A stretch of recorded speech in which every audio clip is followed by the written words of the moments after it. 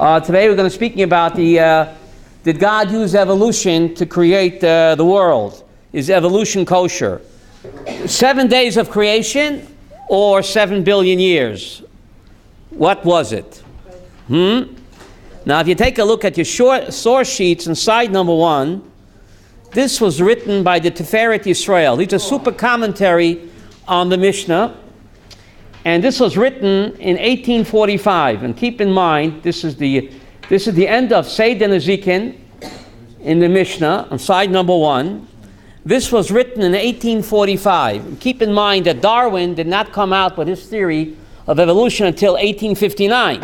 What's amazing, this is a super Haredi rabbi, the Tiferet Yisrael, writing at the end of Seder Nezikin, and here he writes about, guess what? Dinosaurs and evolution.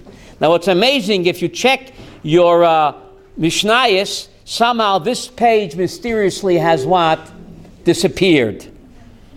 But what you have in front of you is a Xerox copy of the original Drush Orech Chaim from the Danzig edition in Germany, the commentary in the Mishnah of the Tiferet Yisrael in 1845, where we'll read it together. It's just amazing that a Haredi rabbi would write this in 1845, and remember, Darwin did not come out with his theory of evolution until 1859.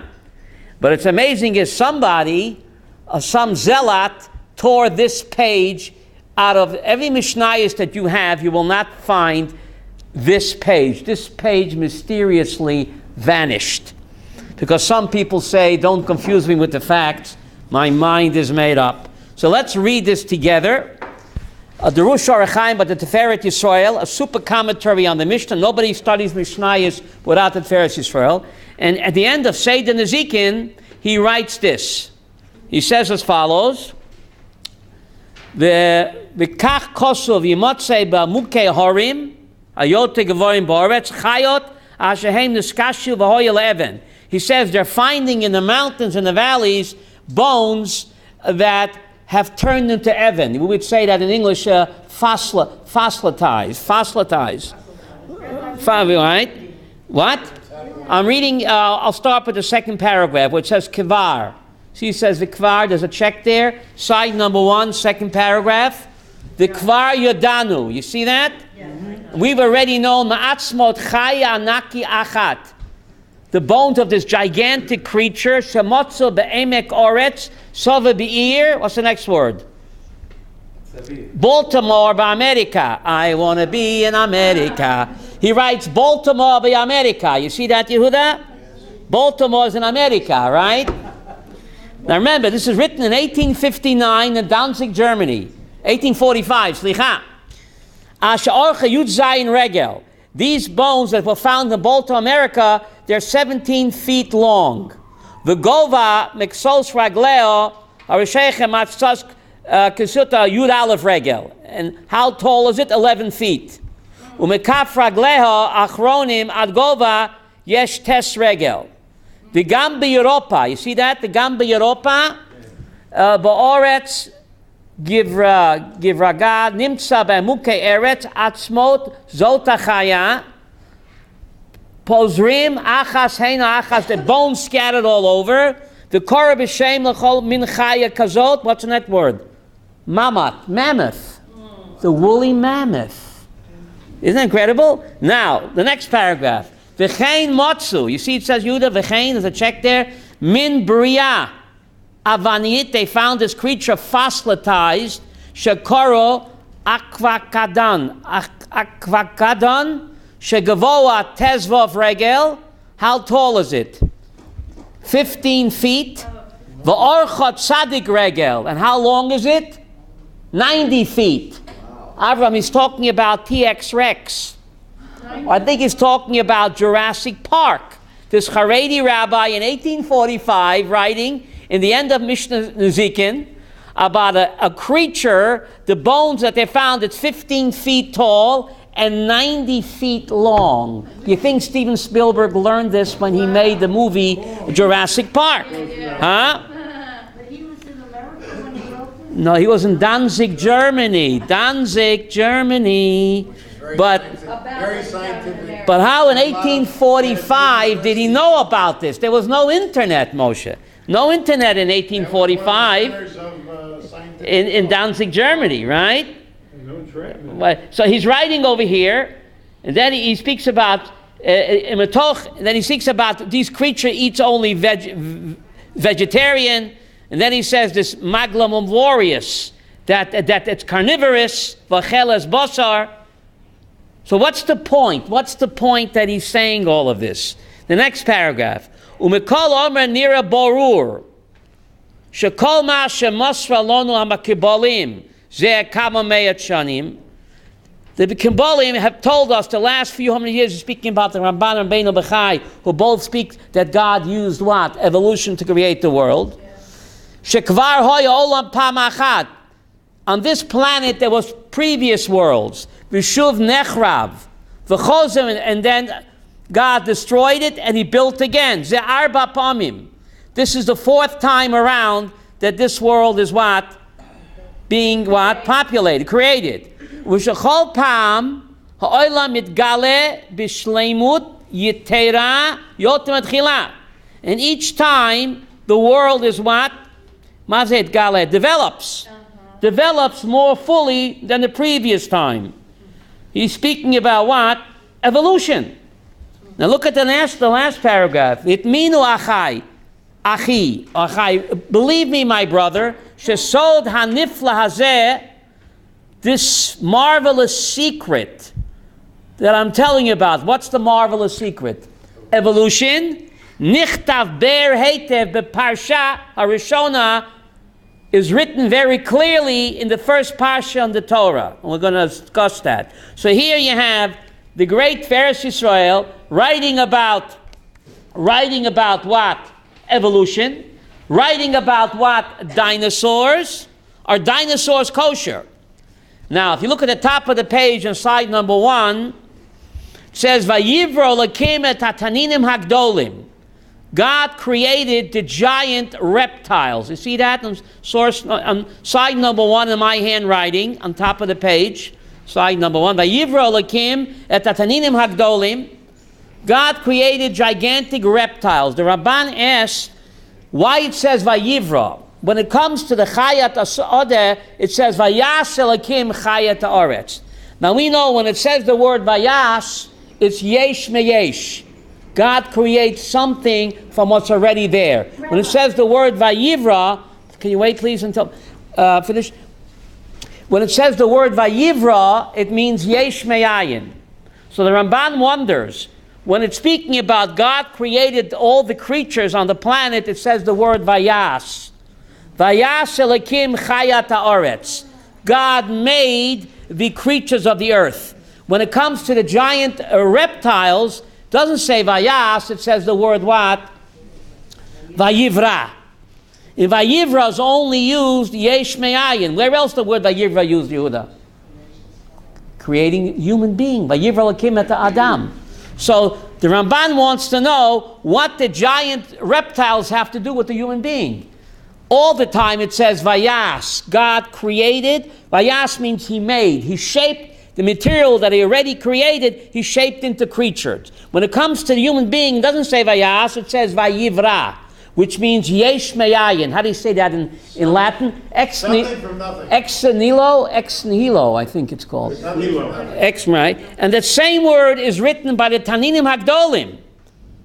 Vayivra Elokim. Doesn't say Vayash Elokim Taninim Hagdolim. It says God created out of nothing these giant reptiles. The same word as it says by human being. Says the Ramban something incredible. Just like the human being was unique, the human being is unique, different than all other creatures. There it says Vayivra, but God created him something from nothing. The gigantic reptiles were so humongous that God had to create a new mold for them. So couldn't say the word Vayash Elokim Chayas Haaretz. They were so humongous and so huge, like T-Rex Rex, that God had to create a new creation for them. And therefore it says the word Vayivra, the same word it uses what?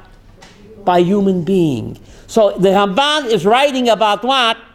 Kosher dinosaurs. Taninim Hagedolim, the giant, humongous reptiles, which were dinosaurs, and therefore God couldn't create them in the same mold they created the other creatures. It had to be a mold on its own, and therefore the word is used vayivra, the same word that is used what?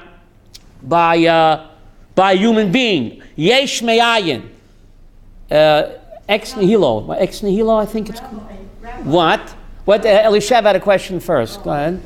So that, I'm sure this is on track. So the man and the dinosaur were made from nothing. Is that what you're saying? Yes. Ooh, okay. you're ahead of me. But Man and the dinosaur were both created from nothing. Unlike other creatures, God first created material and then he shaped that into creatures. The human being and TX Rex are unique, where both of them were created yesh me'ayin, from totally what? Nothing. So because they were both so unique. We're not up to the cavemen. Don't steal my thunder. I'm not up to the cavemen yet, okay? I'm going to get to the cavemen, okay? Her turn. Go ahead. Rabbi commented on this. Right. Why did they make this disappear? that's good. All right. If the Ramban already wrote about it, why did they make the Drush Orechayim disappear? I don't know. I guess those zealots didn't know that the Ramban wrote about it. Don't tell them they're going to rip out the Ramban too. They're going to go censor the Ramban. Don't let the cat out of the bag. You don't want them to rip out the Ramban either. Okay? So, now the question is, why did God create the world in the first place? You have to have somebody to like a king needs the people. Well, the Ramchal says, That's one answer. She's got one answer. the Ramchal in Derech Hashem says, because God was lonely. He needed us. Should I repeat that? Well, he wanted a wife. The Ramchal, Married us. the Bein Moshe Chaim Lutzato, in Derech Hashem says, the reason that God created the world because he was lonely. Why? Because God is Tov. God is all good. And the Tachlis HaTov is Laheitiv. How do you say that in English? The Tachlit HaTov, the purpose of being good is to what? Laheitiv. To be good, to bestow good. So if there's no one to bestow good on, there's no creation, how could God express his goodness? So therefore he had to create creation, creatures and people. The Tachlit HaTov is in order to bestow goodness. So what's to express? If a being is good, if he can't express his goodness, if there's no one to share, no one to give, no one to bestow his goodness, how could he express goodness? It hurts. Yeah. So God had to create the world in order to express his goodness. So Rabbi, And 1 minute, Doshi, 1 minute, v'halachta bedrachav. There's a mitzvah in the Torah to walk in God's ways. So just like God, his whole purpose in creating the world is to bestow goodness, in order for us to be God-like, we have to what? Bestow goodness on others. When we share and give to others, who are we imitating? The boss.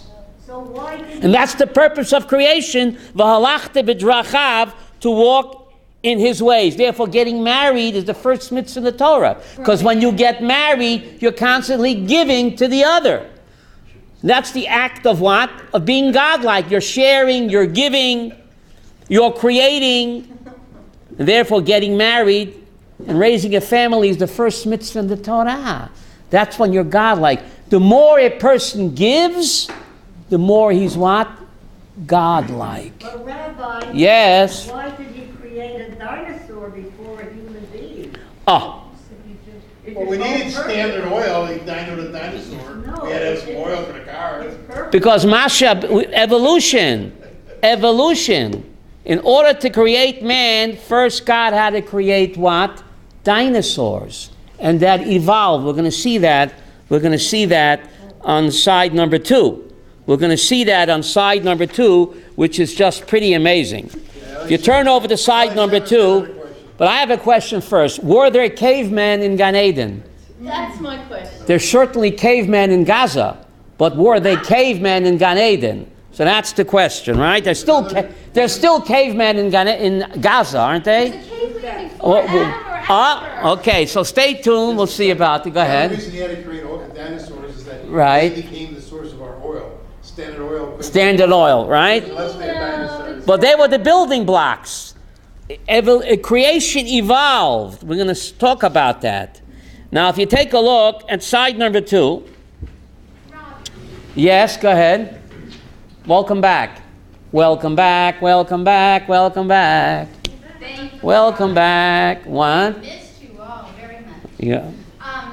My question is, do you think that Hashem had a need for reciprocating love?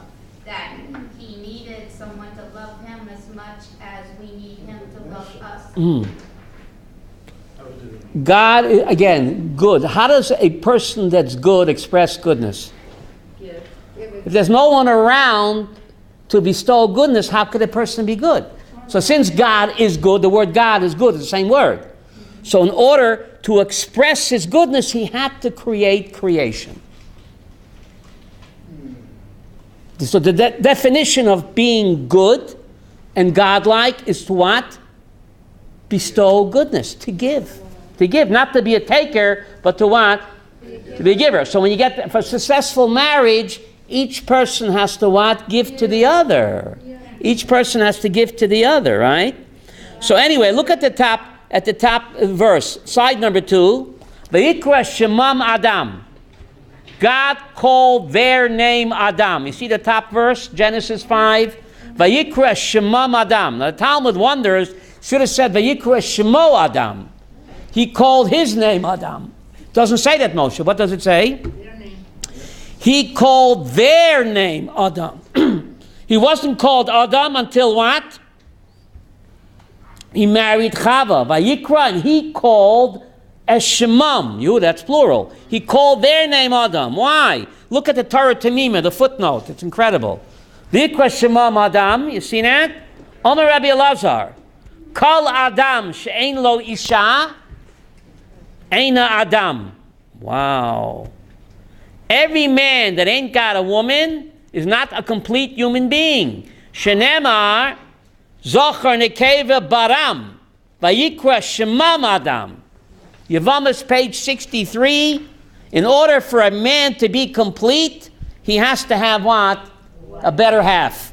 And therefore, only when God created Chava and he brought her to Adam, only then is Adam called what? Adam. Vayikra Shemam Adam. Okay, now we're going to get to cavemen.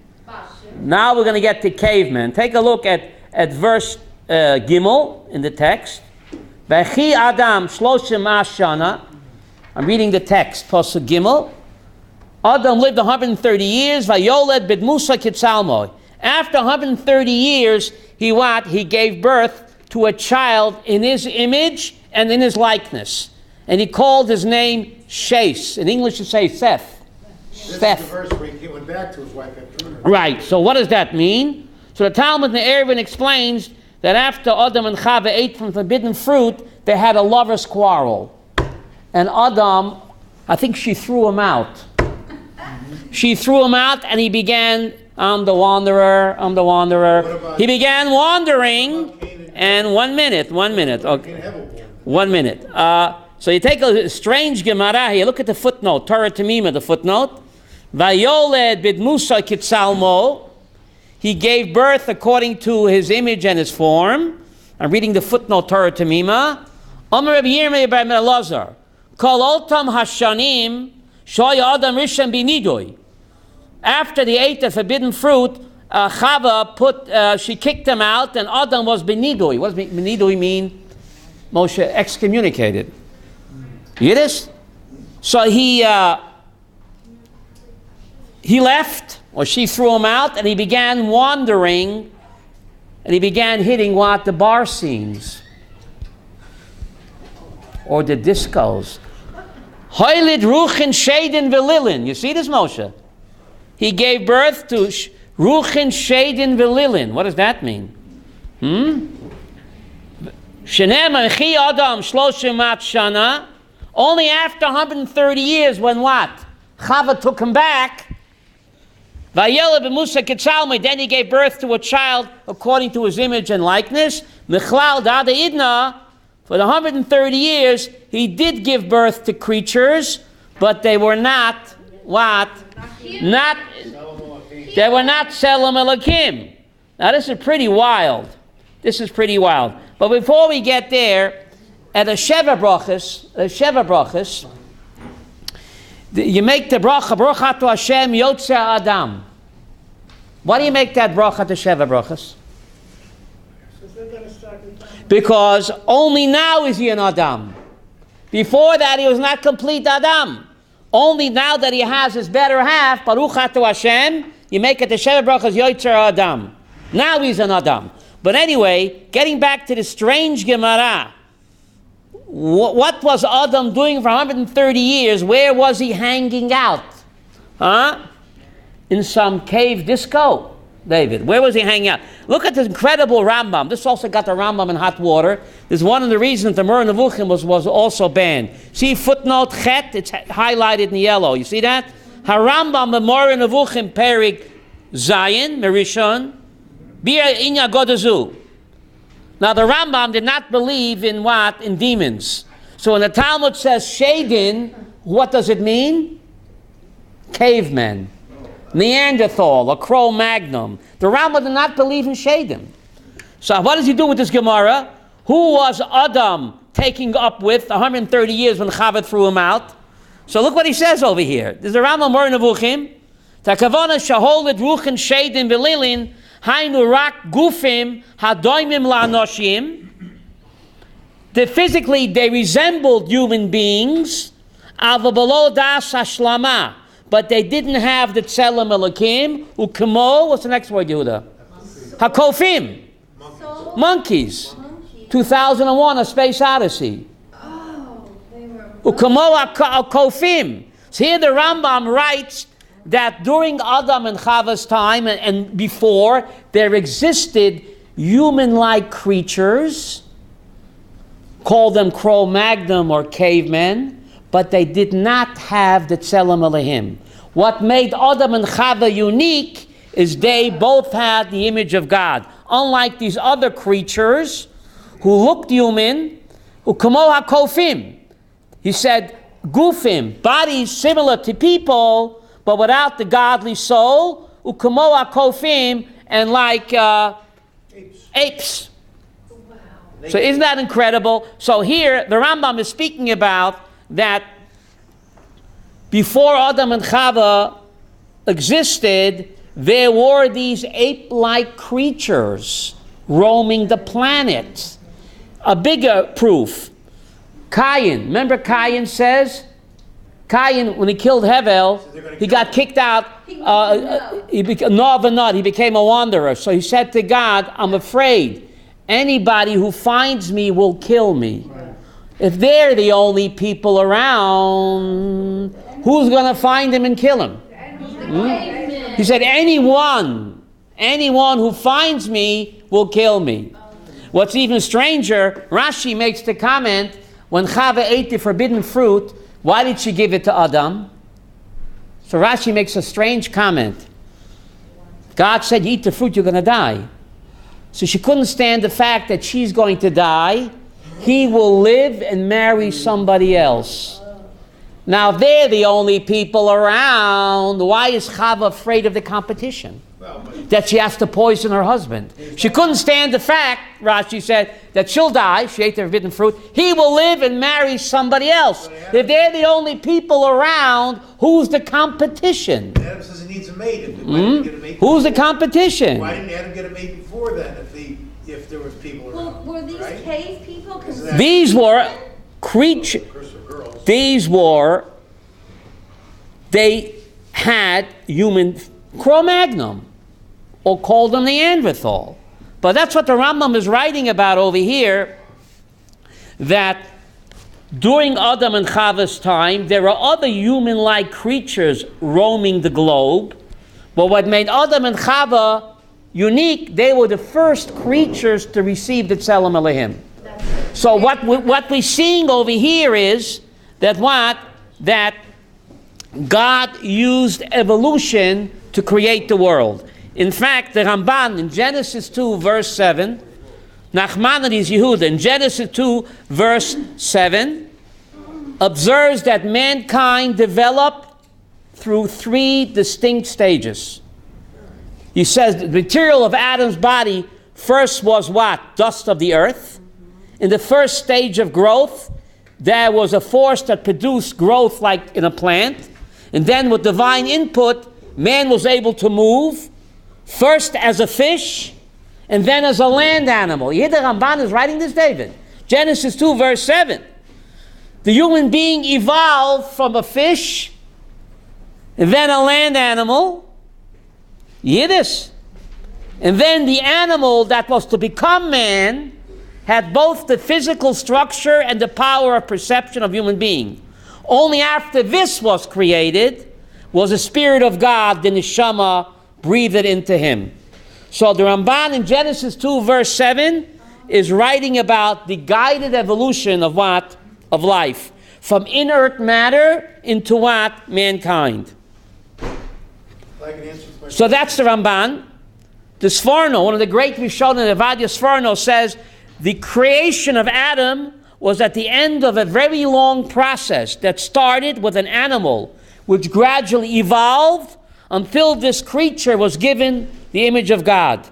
So life evolved over time. So says Nachmanides, Rabbeinu Bechai, Rav Kook, Rav Hirsch, the Nitziv. They all speak about what?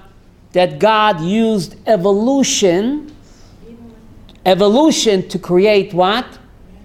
Everything. Isn't that incredible? Now, what about the 6 days of creation?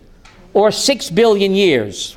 Rav Soloveitchik, on a Saturday night shiur in Boston, in front of hundreds of people, okay, said as follows: if you meet a human monster like a Stalin or a Hitler or a Pol Pot, that have absolutely no shred of human sympathy. You know, Stalin, his own son was captured by the Germans, and they wanted to trade. He wouldn't trade for his own son. His own son was a pilot captured by the Germans. The Germans said, we'll trade. He says, keep him. I don't need him. I'm not going to give you back your prisoners. So if you meet a human monster like that, says Rav Soloveitchik, perhaps they are an offspring of Adam and one of these cave chicks. Wow. You hear what he said? Because for 130 years, Adam was having relations with these ape-like creatures that looked human. He produced children. The Talmud in the Eruvin, page 18, says that they produced offspring. So Rav Soloveitchik said, a human monster that has no shred of human sympathy, perhaps he is an offspring of one of these what? Ape-like creatures. Was it washed out of the flood?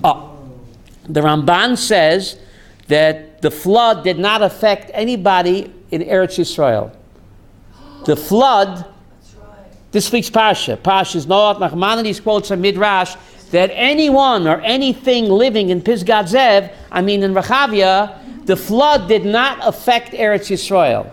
So all of these creatures that were living in Eretz Yisrael were not washed away, were not destroyed, and according to Rav Soloveitchik, human monsters like Hitler and Stalin are an offspring of these creatures. But anyway, the point that I want to make is that Torah sources do say that God used evolution to create not just man, but even the whole creation happened in what? In different stages. Now, the Torah writes 6 days, right? The Ramban already deals, there's a verse in Tehillim that a day to you, God, is like 1,000,000 years. That's right. So it's a verse in Tehillim 91. So the Ramban already writes, it's a day of God. To God, it's a day. For us, it's what? 1,000,000,000 years. I think it's called relativity, the theory of relativity. From whose perspective are you looking at? Right? From God's perspective, it's 1 day. For us, it could be 1,000,000,000 years or more. So there is no contradiction between what? Between science and the Torah. The Ramban writes clearly that the 6 days were 6 periods and stages of creation. How else can you explain the length of the first 3 days? There was no sun yet. So it can't be a day the way we know it, because the sun was not created, what? Until day number what? 4. So the first 3 days, how could there be a day? So the Ramban says when it speaks about a day, it speaks about a period or stage of creation, which to God is 1 day. For us, it's probably a few billion years. So there is no contradiction between what? Between science and the Torah. Again, the Ramban, if you look at, you can buy the Ramban in English. It's incredible. It's been translated to English. You look at Nachmanides, Genesis 2, verse 7. There's a whole, written in the year 1265. He speaks about the guided evolution of life from inert matter to mankind. How God used evolution in what? To create the world and to create the human being. Of course, the evolution process is guided and controlled by Hashem. What appears to be random, natural process, is actually what? HaKadosh Baruch Hu. It looks like it's random. That's the test. Are you going to be fooled? If you read Megillah Esther, you can't find God's name there at all. Right? It looks like a string of coincidences, the Megillah Esther. But this is our test. To realize that God is the one pulling the strings, but he hides behind the mask of nature in order to allow our free will to what? Operate. In fact, Hateva, you say nature in Hebrew, Hateva is Gematria Elokim. The numerical value, you like Gematria, Abraham. The numerical value of the word Hateva, which means nature in Hebrew, is Gematria what? Elokim. Kointi Dinky? What we see as nature is actually what? HaKadosh Baruch Hu. Right?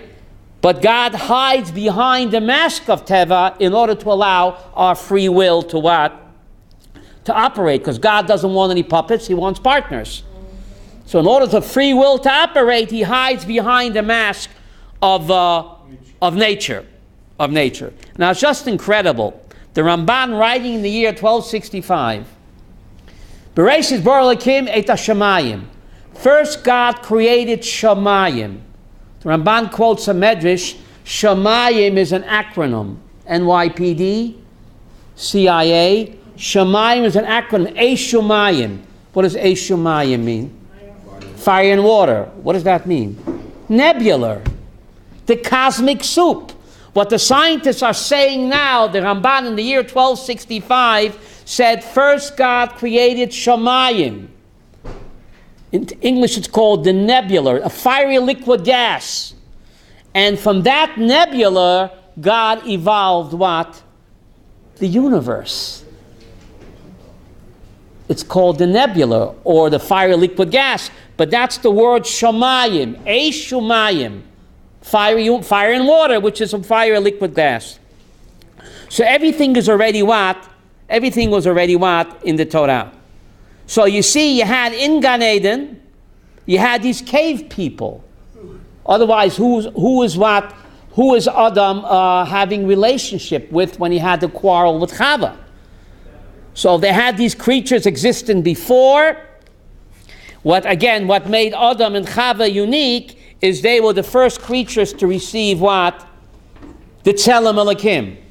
The first creatures to receive the Tzelem Elokim. Now, Rav Kook, writing in 2 places, in the Igeret and the Orat HaKodesh, says that God used evolution to create the world. Because he says the physical world is a reflection and a manifestation of the spiritual world. Therefore, Rav Kook says, if in the spiritual world we develop and evolve slowly and gradually, the Jews were in Memtesh Shari Tumah, right, Yehuda? The Jews were in 49 levels of Tumah, and we evolved slowly from 49 levels of Tumah to 49 levels of Kiddusha. So Rav Kook is saying that the physical world is a reflection of the spiritual world. If we evolve spiritually slowly and gradually, then certainly in the physical world, we also develop through what? Over time. Rav Kook says, just as Am Yisrael evolved spiritually from 49 levels of Tumah to 49 levels of Kiddusha, so we also evolved what? Physically as well through evolution. So HaKadosh Baruch Hu used evolution in the physical process of creation, just like we evolved spiritually slowly, we also evolved what? Us physically as well. Let's get back to Rabbi Salvation. Go ahead. He felt that they were cavemen before Adam? It's the Rambam Moreh Nevuchim. That's why I made the copies. You shouldn't think I'm off the wall. The Rambam Moreh Nevuchim, Perik Zion. That's one reason they put the Moreh Nevuchim in Cherem. But this is what he says here. So based on this, Rambam, Rav Soloveitchik held that if you meet a guy like Hitler or Stalin, they are an offspring of these cave women. So why did they throw out what this guy wrote in 1945? Obviously, Rabbi... Well, they put the Moreh Nevuchim is also, some people are still don't study Moreh Nevuchim as well. But some people say, don't confuse me with the facts. My mind is what? Is made up.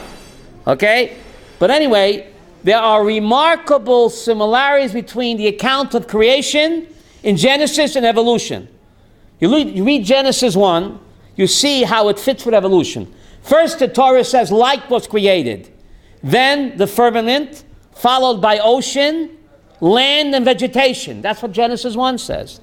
The creation of the planets and stars was followed by fish, birds, and then by land animals. Only finally, as the culmination of God's work, was man created. So the Torah's description, an account of creation in a natural progression, points to its divine origin. Because no human being, no mortal at the time of Moshe Rabbeinu, could also have known that modern geologists also believe that plants and water-based animals were the first to be created. Isn't that amazing? How would Moshe Rabbeinu know that when he wrote the Torah? Right? That modern geologists also believe that plants and water-based animals were the first to be created, only then land animals, and only then finally what? Man. That's Genesis 1, fits exactly with what? With evolution. But again, Darwin didn't write evolution until 1859, and this rabbi, the Feret Yisrael in Danzig, 1845, where he speaks about the gradual evolution of what? Of creation. It's pretty amazing. Right? Yeah. You had a question, I think. I do. Fire away. I'm all ears. Okay. Mm-hmm. If God, Hashem, created Adam and Eve in the Not Adam and Steve. Adam and Eve. Adam and Eve in Right. the beginning, and say she thought that if she sinned and didn't get Adam to sin, who was going to get him or whatever. But if God created one Eve, why couldn't he create another female to take her place if she willfully sinned and disobeyed his commandments? His commandment was, don't eat of that tree. And yet society breaks his commandments every day. Whenever Hashem in his word says don't, society runs. But whose sin was it? Adam's sin or Eve's sin? It was Eve's sin. No, So The Talmud says no, that Adam misled her. You missed the class. No, Doshi. Back up. She, So if 1 minute. God created Eve, What did she say to the snake? She said to the snake, God said, don't eat the tree and don't touch it. Adam said. That's what she said to the snake. That's not true. So the Talmud explains that Adam misled her. God only said, don't eat that tree, it's not kosher. Adam embellished it and told Chava that God also said, don't touch that tree. So the Talmud says, Kol HaMosiv Goreya. How do you say that in English? Kol HaMosiv Goreya. Anyone that adds on to the Torah detracts. Right? So the snake pushed her, we still have time, don't worry. The snake pushed her against the tree and said, you see, nothing happened. So the Talmud blames Adam, not Chava. He misled her. If he would have given her the right information, she wouldn't have fallen for that snake in the grass. So it's called the sin of what? Adam. He misled her. Now the question is, the Zohar says something amazing, Yehuda. What was she doing wandering alone with, and the snake was able to flirt with her? Where was Adam? Right? She wandered off, and the snake was able to flirt with her. Where was her husband? With the 8 girl? What? So the Zohar says something incredible. After they had marital relations, he just ignored her. He turned over and went to sleep. Imagine that. So she felt used. There was no interaction. She felt used by him. She was angry because he fell asleep on her. He rolled over and fell asleep, maybe took a smoke. And then she was vulnerable to the guiles of the snake. So there's a powerful message that a husband should not take his wife for granted and not treat her as an object, but to respect her and to be a soulmate, not just to bond with her physically, but also to bond with her what? Spiritually and emotionally. So therefore the Talmud blames him and not her. A powerful message over here. That a woman has a bina yetera. Women has a extra dose of godliness. You know, what's God's favorite creature? Women. Achron chaviv. How come a Viennese table comes at the end of a meal? You have a Viennese table? Well, it comes at the end of the meal. Why is that? Saving the best for last, right? So why did God create the woman last? Saving the best for last. Man was created from the dirt, but woman was created what? How is the snake, Step up. A step up. how is the snake able to talk to her? First of all, it didn't look like a snake. He probably looked like a lounge singer. You know? In those days, the snake looked human. You know, a lounge lizard. Remember a lounge lizard, Doshi? A lounge lizard? He didn't look like a snake. What? He didn't look like a snake. The ability to talk to me. He looked human. And she felt upset. She felt rejected by Adam. And therefore she was vulnerable to be misled. So it's a powerful message not to take your spouse for granted. To give respect and to honor your spouse more than you're supposed to honor yourself.